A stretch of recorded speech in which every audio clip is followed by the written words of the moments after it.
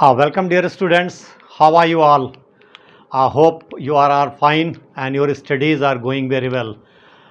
Nowadays we are talking about the inflammation. हम लोग इल्तिहाब या इन्फ्लेमेशन के बारे में बात कर रहे हैं and this is the part 4th. इससे पहले हम लोग 3 पार्ट में इसको डिस्कस कर चुके हैं. पहले पार्ट में हम लोग ने बात की थी कि इल्तिहाब या इन्फ्लेमेशन की तारीफ़ क्या है, उसके असबाब क्या हैं, उसके कार्डिनल साइंस क्या हैं और उसके टाइप्स क्या हैं. सेकेंड पार्ट से हम लोगों ने अक्यूट इन्फ्लेमेशन शुरू किया था. मैंने आपको बताया था कि अक्यूट इन्फ्लेमेशन हम लोग 2 कंपोनेंट में डिस्कस करते हैं. One is the this vascular changes and other is the cellular changes. Vascular changes को हम लोग ने उरूखी तब्दीलियाँ कहा था और सेलुलर चेंजेस को खलियाती तब्दीलियाँ कहा था. पहले पार्ट में हम लोग ने वैस्कुलर चेंजेस शुरू किए थे और वैस्कुलर चेंजेस को हमने बताया था कि जहाँ पर भी इन्फ्लेमेटरी चेंजेस हो रहे हैं वहाँ पर जो हमारी माइक्रोवैस्कुलेचर है उसमें जो ब्लड फ्लो है उसमें चेंज आता है, उसके कैलिबर में चेंज आता है और उसकी परमिबिलिटी बढ़ जाती है. तो हीमोडायनेमिक चेंजेस एक थे और दूसरा था increase vascular permeability. Second part में हम लोगों ने डिटेल पढ़ा था हीमोडायनेमिक चेंजेस का और तीसरे पार्ट में हम लोगों ने इंक्रीज वैस्कुलर परमिएबिलिटी के बारे में पूरा वो बात पढ़ी थी कि हम eight the site of the inflammation जो हमारे माइक्रोवैस्कुलेचर हैं, आर्टेरियोल्स, कैपिलरीज और वेन्यूल्स, उनकी परमिएबिलिटी कैसे बढ़ जाती है, उसका क्या मैकेनिज्म है, ये हम लोग डिस्कस कर चुके हैं. तो हम लोग अब इस 4th पार्ट में बात करेंगे सेलुलर चेंजेस की, जिसे हम सेलुलर इवेंट भी कह सकते हैं, सेलुलर फिनोमेना भी कह सकते हैं, सेलुलर फेज भी कह सकते हैं, यानी खलियाती तब्दीलियाँ. तो जो अक्यूट इन्फ्लेमेशन का सेलुलर चेंज है उसमें क्या इम्पॉर्टेंट बात है कि वहाँ पर देखिए सबसे इम्पॉर्टेंट है कि there is the recruitment of the leukocyte. Recruitment होता है ल्यूकोसाइट का at the site of infection. जहाँ पर भी इन्फेक्शन हुआ है, इन्फ्लेमेशन हो रहा है, वहाँ पर ल्यूकोसाइट्स का रिक्रूटमेंट होता है. फिर जब ये ल्यूकोसाइट्स आ गए तो ये एक्टिवेट होते हैं, उनका एक्टिवेशन होता है, एक्टिवेशन. और फिर वो क्या करते हैं कि वहाँ पर जो माइक्रोब है उसको रिकॉग्नाइज करते हैं. Recognisation, recognisation of the microbes, of the microbes. और अल्टीमेटली इवेंचुअली क्या करते हैं, दे फैगोसाइटोस, फैगोसाइटोस, उन माइक्रोस्कोप को फैगोसाइटोस कर लेते हैं और वहाँ पर उनको एलिमिनेट कर देते हैं, हटा देते हैं और सब कुछ वहाँ क्लियर ऑफ कर देते हैं. तो दिस इज़ द इम्पॉर्टेंट जो मैकेनिज्म है वहाँ पर इनटू द सेलुलर फेज. क्या हो, मैंने आपको बताया था कि मान लीजिए दिस इज द बॉडी, कोई बॉडी का कोई पार्ट है यहाँ पर और इस पार्ट में आपके जो हैं वो तमाम यहाँ पर आपके पैरेन्काइमल सेल्स और स्ट्रोमल सेल्स हैं और यहाँ पर बीच में इस पार्ट में आपको ये माइक्रोवैस्कुलेचर है, आपका ब्लड सप्लाई है, ये ब्लड सप्लाई है, एंडोथेलियल सेल्स हुई, ये बेसमेंट मेम्ब्रेन हो गई और ये ब्लड सप्लाई है. अब मान लीजिए यहाँ पर इस पार्ट में कोई माइक्रो ऑर्गेनिज्म आ गया, कोई बैक्टीरिया आ गया और इस बैक्टीरिया ने वो जो है टॉक्सिक सब्सटेंस लिबरेट किया, उसकी वजह से यहाँ इंजरी हुई और यहाँ पर जो सेल्स हैं, पैरेन्काइमल सेल्स हैं सब और स्ट्रोमल सेल्स हैं, इन इंजरी की वजह से जो ये सेल्स थे इन्होंने कुछ केमिकल मीडिएटर्स रिलीज़ किए और वो केमिकल मीडिएटर्स जाके यहाँ पर काम कर रहे हैं. क्या किया उन्होंने, सबसे पहले तो यहाँ पर चेंजेस हुए, हीमोडायनेमिक चेंजेस, यानी यहाँ ब्लड सप्लाई उन्होंने मोमेंट्री वासो कॉन्स्ट्रिक्शन हुआ, फिर वासो डायलेटेशन हुआ, ब्लड सप्लाई बढ़ गई. ब्लड सप्लाई बढ़ने की वजह से यहाँ पर मैंने आपको बताया था कि हाइड्रोस्टैटिक प्रेशर चेंज हुआ और फिर ये परमिएबल हो गई और यहाँ पर जब परमिएबिलिटी बढ़ी तो ये WBCs और प्रोटीन रिच फ्लूइड जो है ये बाहर आ गया. तो मकसद क्या है, जहाँ पर भी इन्फ्लेमेशन हो रहा है वहाँ पर मकसद हो रहा हमारा डिफेंस जो है, मेनली हमारे डिफेंस जो है वो ब्लड में है, चाहे वो WBCs हों, चाहे वहाँ प्लाज्मा प्रोटीन है, एंटीबॉडीज़ हैं. तो जिस पार्ट में इन्फ्लेमेशन हो रहा है वहाँ पर ब्लड सप्लाई बढ़ाना ये बॉडी का मकसद है, और ब्लड सप्लाई बढ़ा के वहाँ पर WBCs को ब्लड वेसल्स से बाहर लाना। तो यहाँ पर क्या हो रहा है, रिक्रूटमेंट ऑफ द ल्यूकोसाइट हो रहा है सेलुलर फेज में जहाँ पर इन्फेक्शन है। जब ल्यूकोसाइट बाहर आ गए तो ये एक्टिवेट हो जाते हैं। एक्टिवेट होने के बाद इस माइक्रो ऑर्गेनिज्म को रिकॉग्नाइज करते हैं और फिर इसको किल ऑफ कर देते हैं, खा जाते हैं। That process is known as the phagocytosis. तो सेलुलर इवेंट को हम लोग दो कंपोनेंट में समझने की कोशिश करेंगे। पहला पार्ट इसका जो है that is known as exudation of the leukocyte. Exudation of the leukocyte, इसे हम लोग कहते हैं इसको एक्स्ट्रावास्टेशन भी कहते हैं, एक्स्ट्रा वास्टेशन। और दूसरा इसका कंपोनेंट है that is very important and that is the phagocytosis. Phagocytosis. तो इतनी बात हम मेरे ख्याल से क्लियर होगी कि सेलुलर चेंजेस या सेलुलर इवेंट का जब वहाँ पर मकसद क्या है कि WBCs को उस पार्ट में, यानी वहाँ का जो इंटरस्टिशियल स्पेस है वो वहाँ से ब्लड वेसल से बाहर लाना, और जब बाहर उसे हम कहते हैं एक्सुडेशन या एक्स्ट्रावास्टेशन ऑफ द ल्यूकोसाइट। जब ल्यूकोसाइट बाहर आ गए तो ये एक्टिवेट होते हैं, माइक्रो ऑर्गेनिज्म को रिकॉग्नाइज करते हैं और फिर उसको फैगोसाइट कर लेते हैं, उसको वहाँ पर फैगोसाइटोसिस होती है, उसको किल कर देते हैं, डिस्ट्रॉय कर देते हैं। यही मकसद है इन्फ्लेमेटरी प्रोसेस का, टू किल और डिस्ट्रॉय द इन्वेडिंग एजेंट, और वहाँ से टूट फूट जो हुई है उसको हटा दें, और to pave the way for the repairing. ये हम लोगों ने शुरू में बात की थी। अब हम लोग डिटेल पढ़ेंगे कि एक्सुडेशन ऑफ द ल्यूकोसाइट या एक्स्ट्रावास्टेशन ऑफ द ल्यूकोसाइट कैसे होती है, उसका क्या पूरी मैकेनिज्म है और क्या मकसद है। तो हम लोग अब बात करेंगे एक्सुडेशन ऑफ ल्यूकोसाइट और एक्स्ट्रावास्टेशन ऑफ द ल्यूकोसाइट्स, यानी escape of the leukocyte. Escape यानी बाहर आना, ल्यूकोसाइट का बाहर आना कहाँ से, फ्रॉम द माइक्रोवेस्कुलेचर हमारा जो है, इससे कहाँ आ गए, इंटरस्टिशियल स्पेस में। इंटरस्टिशियल स्पेस ये बहुत इम्पॉर्टेंट जो है वो इवेंट है अक्यूट इन्फ्लेमेशन का, कि यहाँ पर जो ब्लड सेल्स हैं, ये ब्लड सेल्स जो हैं वो यहाँ से बाहर आ जाएं। कहाँ पर, इंटरस्टिशियल स्पेस, ये हमारा माइक्रोवेस्कुलेचर है, बाहर आ गए। अक्यूट इन्फ्लेमेशन में जो प्राइमरी लाइन ऑफ डिफेंस है उसमें सबसे पहले न्यूट्रोफिल्स बाहर आते हैं। Neutrophils also known as, they are known as polymorphonuclear leukocytes. इनको हम लोग कहते हैं पॉलीमार्फोन्यूक्लियर ल्यूकोसाइट यानी neutrophils. They are the primary line of defence. Acute inflammation में सबसे पहले ये आते हैं, फॉलोड बाय द मोनोसाइट्स। उसके बाद मोनोसाइट्स आते हैं।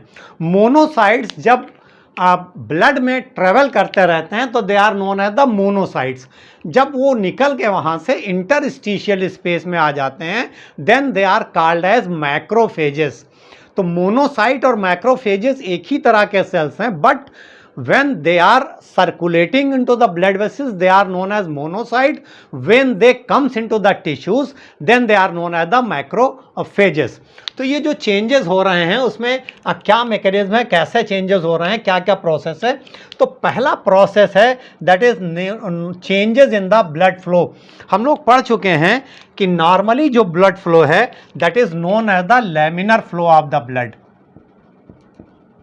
Laminar flow of the blood, या इसे हम लोग कहते हैं एक्सियल स्ट्रीम। एक्सियल स्ट्रीम भी कहलाते हैं।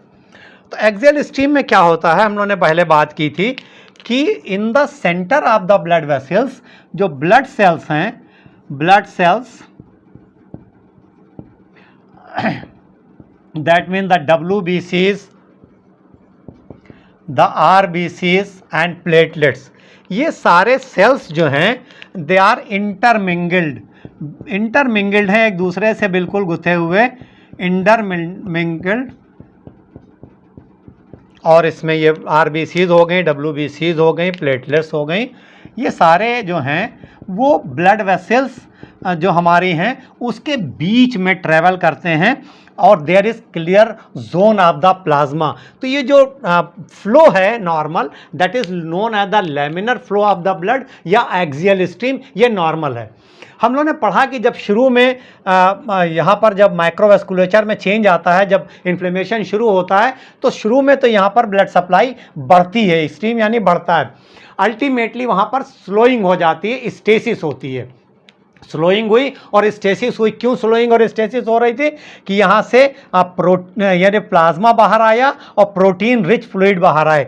तो जब ये स्लोइंग या स्टेसिस होती है तो उसकी वजह से ये लैमिनर फ्लो जो है वो डिस्टर्ब हो जाता है और ये सेल्स जो हैं वो मार्जिन की तरफ आ जाते हैं, करीब करीब आ जाते हैं, into this clear zone of the plasma, endothelium के पास आ जाते हैं।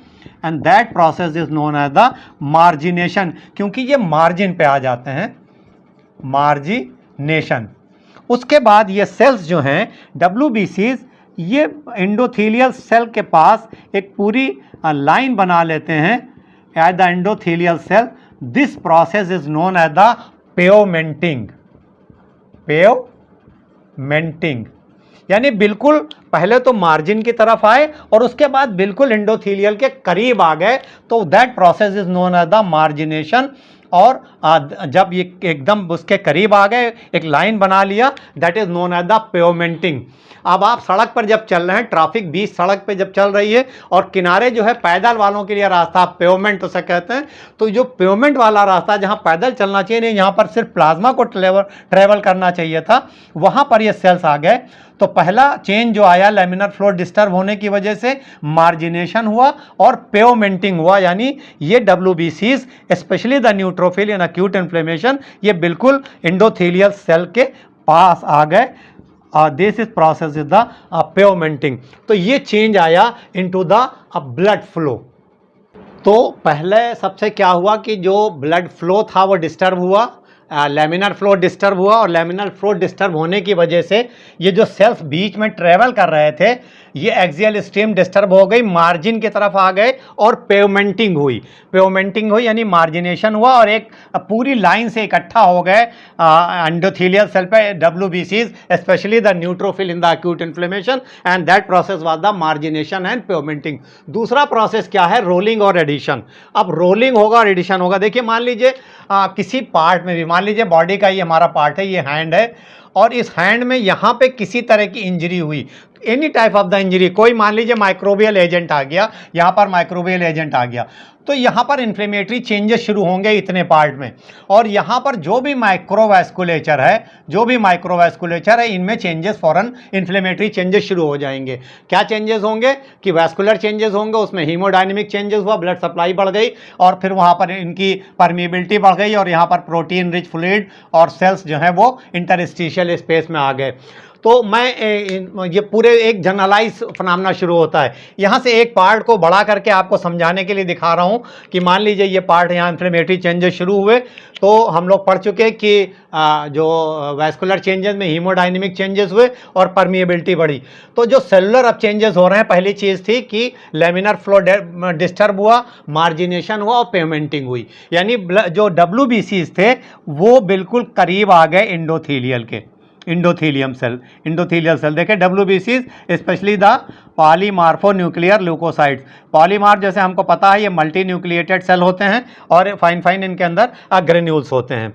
तो ये अब जब इनके एंडोथेलियल सेल के पास आ गए तो प्रोसेस एक शुरू होता है रोलिंग। रोलिंग कैसे होती है कि ये आके टेम्परेरली जो है वो एंडोथेलियल से स्टिक करते हैं, चिपकते हैं और फौरन ही छूट जाते हैं, फिर चिपकते हैं, फिर छूट जाते हैं। तो एक बिल्कुल जैसे रोल करते हैं इसके ऊपर, यानी यहाँ चिपके छूट गए, फिर चिपके फिर छूट गए, फिर चिपके फिर छूट गए।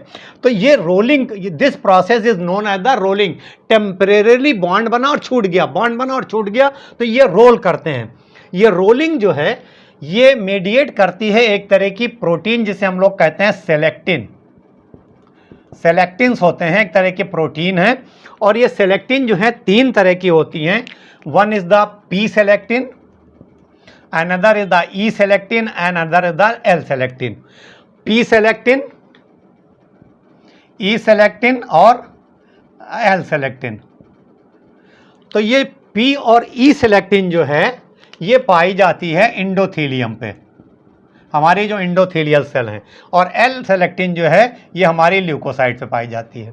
अच्छा, ये सेलेक्टिन्स जो हैं ये एक्सप्रेस होती हैं जब जब हमारे ल्यूकोसाइट्स या हमारे इंडोथीलियल सेल एक्टिवेट होती हैं। नॉर्मल कंडीशन में नहीं है, नॉर्मली तो ब्लड फ्लो हो रहा है, इंडोथीलियम इंटैक्ट है, WBCs ट्रेवल कर रहे हैं। जब एक्टिवेट होते हैं, एक्टिवेशन कैसे होता है, किसी तरह की इंजरी हुई, what ever the type of the injury, जब टिश्यू डैमेज हुए, कोई माइक्रोबियल एजेंट आया, तमाम तरह के केमिकल रिलीज हुए, और वो केमिकल जो है वो तमाम जो इन्फ्लेमेटरी प्रोसेस को इनिशिएट करते हैं, उससे ये एक्टिवेशन होता है। तो पी सेलेक्शन और ई सेलेक्टिन इंडोथीलियल सेल पे हैं। मान लीजिए ये इंडोथीलियल सेल पे पी सेलेक्टिन है और ये ई सेलेक्टिन है, ये दो तरह के सेलेक्टिन है। अब इसके जब जो सेलेक्टिन है इसके लिए लाइगेंड होगा जहाँ पर ये चिपकेंगे, और ये जो एल सेलेक्टिन है वो एल सेलेक्टिन यहाँ पर है, मान लीजिए ये into the leukocyte, L selectin leukocyte पे है। तो इनको चिपकने के लिए जो लाइगेंड होता है that is known as the sialyl Lewis X, और ये दोनों पे है, एंडोथीलियल सेल पे भी है और WBCs पे। तो यहाँ पर इसका लाइगेंड है दिस वन, और यहाँ पर इसका लाइगेंड है। तो ये यहाँ से चिपके और फौरन ही छूट गए, फिर चिपके और फिर छूट गए, फिर चिपके फिर छूट गए। तो this process is known as rolling. बहुत कंफ्यूजिंग तो नहीं लग रहा है कि जब मार्जिनेशन हुआ, पेवमेंटिंग हुई, WBCs इसके करीब में आ गए, तो वो वीक एडिशन हुआ और फिर वो एडिशन खत्म हो रहा है, चिपक रहे हैं छूट रहे हैं, चिपक रहे हैं छूट रहे हैं। तो ए प्रोसेस हो रहा है, that process is known as the rolling. थोड़ी देर ये रोल करते हैं, और रोलिंग के बाद ये क्या हुआ कि WBCs यानी ये ल्यूकोसाइट्स यहाँ पर एक जगह पर आए, पर्टिकुलर साइड पे। उन्होंने कहा कि अब उनको लगा कि यार there is a something wrong, तो अब वो वहाँ पर एडिशन होता, फर्म एडिशन होता है। अब पहले तो रोल कर रहे थे, घूम रहे थे, लेकिन अब नहीं रोल रहे, तो अगला स्टेप है एडिशन। तो एडिशन हो रहा है, यानी वो अब यहाँ पर फर्मली जो है चिपक जा रहे हैं। तो ये जो एडिशन हो रहा है, यहाँ फिर एक प्रोटीन काम कर रही है, and that protein is known as the integrin. Integrins, ये प्रोटीन काम कर रही है, और ये प्रोटीन जो है इंटेग्रिन पाई जा रही है सिर्फ WBCs पे। दो तरह की इंटेग्रिन है, नंबर 1 बीटा 1 और नंबर 2 बीटा 2। तो ये मान लीजिए यहाँ पर ये इंटेग्रिन इसके अंदर एक्सप्रेस हो गई, एक इंटेग्रिन ये और एक इंटेग्रिन यहाँ पर, एक इंटेग्रिन हो गई बीटा 1 और एक इंटेग्रिन हो गई बीटा 2। अब इनके लिए लाइगेंड जो है वो कहाँ पर है, क्योंकि ये इंटेग्रिन जो पाई जा रहे हैं WBCs पे, तो इनके लाइगेंड जो है वो इंडोथीलियल सेल में है। तो बीटा 1 जो है वो इंडोथीलियल सेल पे लाइगेंड होता है, जिसे हम कहते हैं VCAM1। ये बाइंड करती है VCAM1 से, VCAM1 vascular cell adhesion molecule, vascular cell adhesion molecule, जिसे हम कहते हैं VCAM। ये कौन सा है, ये है बीटा 1। और बीटा 2 का लाइगेंड जो है that is the ICAM1 intercellular adhesion molecule, ICAM1। तो ये दो इंटेग्रिन आए, इन इंटेग्रिन की वजह से जो WBC रोल कर रहे थे वो फर्मली एक जगह अडहेर हो गए, चिपक गए। और वो इंटेग्रिन जो है वो प्रोटीन है जो सिर्फ WBCs पे पाए जा रहे हैं, दो तरह के हैं, बीटा 1 और बीटा 2। बीटा 1 इन दोनों के लिए लाइगेंड जो है वो इंडोथीलियल सेल पर मौजूद है।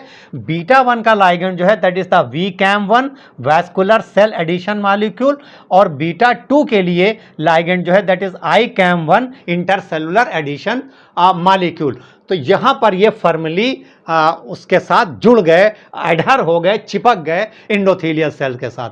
देखिए बिल्कुल क्लियर है, कोई कन्फ्यूज़न नहीं होना चाहिए कि स्टेसिस हुई, उसकी वजह से मार्जिनेशन हुआ, मार्जिनेशन पोमेंटिंग हुई, और फिर किनारे आए तो रोलिंग हो गई, और रोलिंग जो है वो वीक एडिशन और छूटना, वीक एडिशन हुआ छूट गए, वीक एडिशन हुआ छूट गए, तो एक तरह से रोल कर रहे हैं WBC अंडा एंडोथेलियल सेल।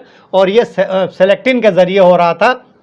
3 तरह की सेलेक्टिन, पी, ई और एल। पी और ई एंडोथेलियल सेल पर पाई जा रही हैं, एल ल्यूकोसाइट पर पाए जा रहे हैं। और इन सेलेक्टिन के लिए जो लाइगेंड है that is the sialyl Lewis X molecule है, जो दोनों पे पाया जा रहा है। और बाद में ये फॉर्मली अटैच हो गए और उसको मीडिएट किया एक और प्रोटीन ने, जिसे हमने इंटेग्रिन कहा। और इंटेग्रिन सिर्फ WBC पर पाई जा रही हैं, 2 तरह की, बीटा 1 और बीटा 2। और इसका लाइगेंड जो है वो एंडोथेलियल सेल पर है। अब बीटा 1 के लिए दिस VCAM1 और बीटा 2 के लिए दिस ICAM1। अब तो फर्मली अटैच हो गए। अब इसके बाद क्या होगा वो हम लोग देखते हैं। तो हम लोगों ने ये देखा कि जो ये ल्यूकोसाइट थे WBC, specially the neutrophil acute inflammation में, ये एडहर हो गए एंडोथेलियल सेल से। अब इसके बाद क्या हुआ कि इन्होंने एक सुटेबल स्पेस ढूंढा और in between the 2 endothelial cell, जहाँ पर उनका जंक्शन होता है, वहाँ से ये साइटोप्लाज्मिक सूडोपोडिया बनाते हैं। They make the cytoplasmic pseudopodia. और उसके बाद ये यहाँ से अपने आप को दुबला करके, पतला करके स्क्यूज आउट कर लेते हैं और बाहर निकल आते हैं इनटू द इंटरस्टिशियल स्पेस। यहाँ बाहर निकल आए। And this process is known as transmigration और डायापेडेसिस। यानी रोलिंग हुई, एडिशन हुआ और उसके बाद क्या हुआ, ट्रांसमाइग्रेशन या डायापेडेसिस। उसमें क्या हुआ कि ये जो हैं WBCs इन बिटवीन द जो 2 एंडोथेलियल सेल्स के बीच में जो जंक्शन था, उस जंक्शन में से अपने आप को स्क्वीज आउट कर लेते हैं, साइटोप्लाज्मिक सूडोपोडिया बनाते हैं और बाहर आ जाते हैं। And this process is transmigration या डायापेडेसिस। ये ट्रांसमाइग्रेशन जो है ये भी मीडिएट करता है एक तरह का molecule that is known as PCAM1। PCAM1 it is known as platelet endothelial cell adhesion molecule 1। Platelet endothelial cell adhesion molecule. और ये मॉलिक्यूल दोनों उस पे होता है, एक्टिवेटेड ल्यूकोसाइट पर भी है और ऑन द एंडोथेलियल सेल भी है। तो यहाँ से ये इसके थ्रू ये आ जाते हैं into the this interstitial space. अच्छा, एक बात और यहाँ पर नोट करने की, देखने की है कि जब एंडोथेलियल सेल से ये बाहर आए तो यहाँ पर एक बेसमेंट मेम्ब्रेन भी है। इसको भी इन्होंने एक हर्डिल और एक बैरियर और भी है। हर सेल के जाहिर है कि हर सेल के नीचे एक बेसमेंट मेम्ब्रेन होती है। तो ये WBCs जो हैं इस बेसमेंट मेम्ब्रेन को भी रप्चर करते हैं। कैसे रप्चर करते हैं? ये एक एंजाइम सिक्रीट करते हैं that is known as the collagenase. और ये कोलेजिनेज जो है वो इसको जो है बेसमेंट मेम्ब्रेन को रप्चर कर देता है और जैसे ही ये बाहर आ जाते हैं ये फिर फौरन हील हो जाती है। तो ये सेलुलर चेंजेस थे। देखिए हम लोग इसको एक बार रिवाइज कर लें, कंफ्यूजिंग आपको लग रहा होगा कि सबसे पहले क्या हुआ कि लेमिनर फ्लो डिस्टर्ब हुआ, मार्जिनेशन हुआ और प्योमेंटिंग हुई।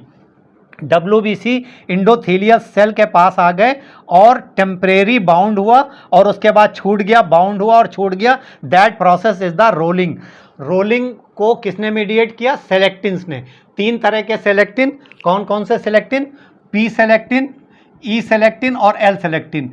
P और E सेलेक्टिन जो है वो इंडोथेलियल सेल पे हैं और L सेलेक्टिन जो है वो ल्यूकोसाइट पे है। और इन दोनों सेलेक्टिन के लिए लाइगेंड जो है that was the sialyl Levi's या लेवाइस एक्स। और ये दोनों पे पाया जा रहा है, वहाँ से ये हुए। फिर रोलिंग करते करते ये आ गए और ये एक जगह फर्मली एडर हो गए, चिपक गए। और ये जो फर्मली एडर हुए ये किस प्रोटीन से हुआ? इंटेग्रिन के ज़रिए। इंटेग्रिन, इसको मीडिएट किया इंटेग्रिन ने। इंटेग्रिन एक और तरह की प्रोटीन है जो एक्सप्रेस होती है एक्टिवेटेड ल्यूकोसाइट पर। 2 तरह की इंटेग्रिन, बीटा 1 और बीटा 2। और इनके लाइगेंड आए कहाँ पर? एंडोथेलियल सेल पर। कौन कौन सा लाइगेंड? बीटा 1 के लिए VCAM1 और इन बीटा 2 के लिए ICAM1। और जब ये यहाँ पर फर्मली, जिसे हमने इसको रोलिंग कहा था और इसको हमने एडिशन कहा। एडिशन के बाद फिर जैसे मैंने बताया कि ये स्क्वीज आउट हो गए, बाहर आ गए। और ये जो बाहर निकले जिसे ट्रांसमाइग्रेशन या एक्स्ट्रावास्टेशन या डायापेडेसिस कहा, ये मीडिएट किया किसने? PCAM1 ने। Platelet endothelial cell adhesion molecule 1 ने, और जो बेसमेंट मेम्ब्रेन थी उसको WBCs ने कोलेजनेस सिक्रीट किया, रिलीज किया, उससे वो ब्रेक डाउन हुआ और बाहर आ गए और टूट गए। अब जब ये बाहर आ गए, इसके बाद एक बहुत इंपॉर्टेंट काम शुरू होगा। काम ये होगा कि ये जो WBCs या और जो चीज़ें प्लाज्मा से आई हैं, WBC स्पेशली, इनको ट्रेवल करना है कहाँ पर, जहाँ पर इंजरी हो रही, जहाँ पर हमारे इंजूरियस एजेंट है। मान लीजिए यहाँ पर कोई माइक्रोब है, कोई माइक्रोब, या यहाँ पर टूट फूट हो रही है, यहाँ पर सेल डैमेज हुआ है, किसी वजह से भी हो सकता है। अगर हम मान लें ये माइक्रोब है, तो अब इस WBC को इस माइक्रोब के पास जाना है, जिससे कि ये इसको ख़त्म करे, फैगोसाइड कर ले, उसको खा ले, ख़त्म कर दे, डिस्ट्रॉय कर दे, और जो हमारी टूट फूट हुई थी वो ख़त्म हो जाए। तो ये जो इसका मूवमेंट है, ये मूवमेंट जो है ये बहुत इंपॉर्टेंट है, क्योंकि देखिए WBCs के ना तो आंखें हैं और ना उसके पास गूगल मैप है कि कहाँ जाना, फीट गया, चला गया। तो वो यहाँ पर कैसे जाता है, that process is very important, और that is known as the chemotaxis. अब हम लोग बात करेंगे कीमोटैक्सिस की। तो हम लोगों ने बात की कि ये न्यूट्रोफिल जो है, यानी WBCs, अच्छा स्पेशली देखिए जो शुरू में, चूँकि जो अक्यूट इन्फ्लेमेशन है, अक्यूट इन्फ्लेमेशन में neutrophils primary life of defence है, तो ये पहले 12 घंटे में यही आते हैं, और चूंकि ये शॉर्ट लिव होते हैं, न्यूट्रोफिल्स जो हैं ये शॉर्ट लिव हैं, 12 से 24 घंटे, 12 to 24 आवर तक ये रह रहे हैं, और उसके बाद जो है वो फिर मोनोसाइट आ जाते हैं अगले 24 से 48 घंटों के बीच में, जहाँ पर इन्फ्लेमेशन हो रहा है वहाँ पर। अब ये बाहर आ गए, मैंने बताया था आपको कैसे बाहर आए, ये प्रोसेस हम लोग सब समझ चुके हैं। और यहाँ पर कोई माइक्रो ऑर्गेनिज्म है, this is the micro organism. हाँ, तो अब ये माइक्रो ऑर्गेनिज्म की तरह जहाँ से भी देखिए तमाम जगह ये प्रोसेस हो रहा है, तो जहाँ पर भी माइक्रो ऑर्गेनिज्म है, तो ये WBC सीधे जो है वो यूनिडायरेक्शनली, एक डायरेक्शन में उसी साइड पे मूव करते हैं, और वो मूवमेंट इनका जो है, that unidirectional movement of the leukocyte towards the injurious agent is known as the chemotaxis, जिसे हम कहते हैं कीमियावी कशिश, कीमोटैक्सिस। यानी कुछ केमिकल इस तरह के आते हैं जो उनको इस साइड पे खींचते हैं। देखिए जैसे कहीं पर कोई चीज़, कहीं पर आपने शक्कर कहीं पर गिर गई है, तो वहाँ पर चींटियाँ ढूंढते ढूंढते चली आती हैं, तो वो अट्रैक्ट करती हैं। तो इसी तरह अट्रैक्शन होता है। तो ये जो कीमोटैक्सिस या कीमियावी कशिश है, ये एक तरह कुछ केमिकल्स होते हैं जिसे हम कहते हैं chemo attractant, chemo attractant, chemo attractant.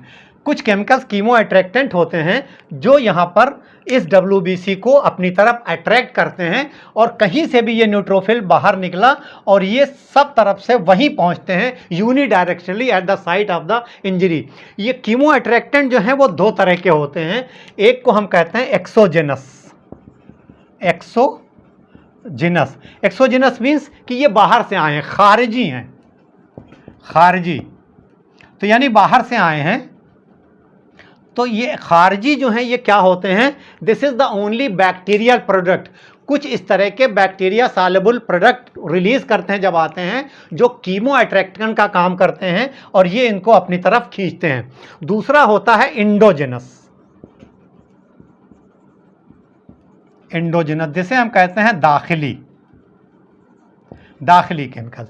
दाखिली कुछ तरह के मीडिएटर्स आते हैं जो हमारी बॉडी जो है वो जब जहाँ इन्फ्लेमेशन होता है वहाँ पर वो रिलीज़ करती है, उसे कहते हैं दाखिली। और इन दाखिली वाले इंडोजिनस में मेनली 3 हैं। एक है ल्यूकोट्रीन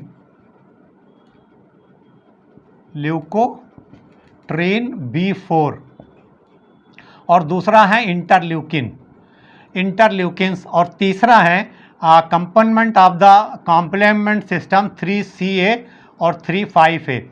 इंटरल्यूकिन 8 स्पेशली है। देखिए ये ल्यूकोट्रीन्स, इंटरल्यूकिन और C3A और C5A ये कॉम्प्लीमेंट सिस्टम, एक कॉम्प्लीमेंट प्रोटीन होती है हमारे प्लाज्मा में। एक ग्रुप ऑफ द प्रोटीन है, वो कॉम्प्लीमेंट प्रोटीन कहलाती हैं, और ये हमारे इम्यून सिस्टम को कॉम्प्लीमेंट करती हैं, उसकी मदद करती हैं, इसलिए ये कॉम्प्लीमेंट प्रोटीन कहलाती हैं। इनएक्टिव फॉर्म में होती हैं। जब इन्फ्लेमेशन होता है तो ये एक्टिवेट होती हैं। जब एक्टिवेट होती हैं तो उनके फ्रेगमेंट टूटते हैं, तो C3 होता है उसका एक फ्रेगमेंट, C3 ए और C5 का एक फ्रेगमेंट C5 है, यहाँ पर एज ए कीमो अट्रैक्टेंट काम करता है। हम लोग इसकी डिटेल पढ़ेंगे जब हम लोग पूरा जो है वो केमिकल मीडिएटर्स पढ़ेंगे। तो this process is very important, the process is the chemotaxis. Chemotaxis का मतलब ये है कि eight the site of the inflammatory changes, movement of the extravased leukocyte towards the injury, towards the invading agent, और वो that movement is the known as the कीमियावी कशिश या कीमोटैक्सिस, और वो मीडिएट करती है कुछ केमिकल जिसे हम कीमो अट्रैक्टेंट कहते हैं। और कीमो अट्रैक्टेंट एक्सोजिनस हो सकते हैं, जो बैक्टीरियल प्रोडक्ट हो सकते हैं, और ये इंडोजिनस हो सकते हैं जो बॉडी खुद बनाती है, और उसमें जो कॉमन है that are the leukotrienes, interleukins and interleukin cytokines की एक किस्म है, एक तरह के केमिकल होते हैं। जब इन्फ्लेमेशन होता है तो वहाँ पर साइटोकाइंस कई तरह के आते हैं, और ये कॉम्प्लीमेंट सिस्टम का फ्रैक्शन है। तो यहाँ पर माइक्रो ऑर्गेनिज्म के पास WBC आ गया। अब इसके बाद जो सेलुलर चेंजेस का दूसरा पार्ट था फैगोसाइटोसिस, वो इसको अब कैसे खाएगा, कैसे ख़त्म करेगा, ये हम लोग अगले पार्ट में इंशाल्लाह पढ़ेंगे। अब phagocytosis is very very important. तो मेरा ख़ास ये है कि ये जो सेलुलर चेंजेस हैं थोड़ा कॉम्प्लिकेटेड हैं, लेकिन शायद मैंने कोशिश की है कि आपको क्लियर हो गए होंगे। अगर अभी भी नहीं क्लियर हुआ होगा तो अगले उसमें हमें आप कमेंट करिएगा, मैं एक बार फिर इसको रिवाइज़ करूँगा, फिर आपको बताऊँगा। तो इसको पढ़िए, और आप लोगों में से जिनने भी अभी तक ये चैनल सब्सक्राइब नहीं किया हो वो आप सब्सक्राइब करिए इसको, और अपने साथियों तक, दूसरे कॉलेज के बच्चों को ज़रूर आप उसको सेंड कीजिए, इसको लाइक कीजिए और दूसरे कॉलेज के बच्चों को भेजिए, जिससे और लोगों का भी फ़ायदा हो। तो इंशाल्लाह अगले पार्ट में इसके मुलाकात होगी जल्दी ही, और तब हम लोग पढ़ेंगे फैगोसाइटोसिस। तो तब तक के लिए फिर अल्लाह हाफिज़।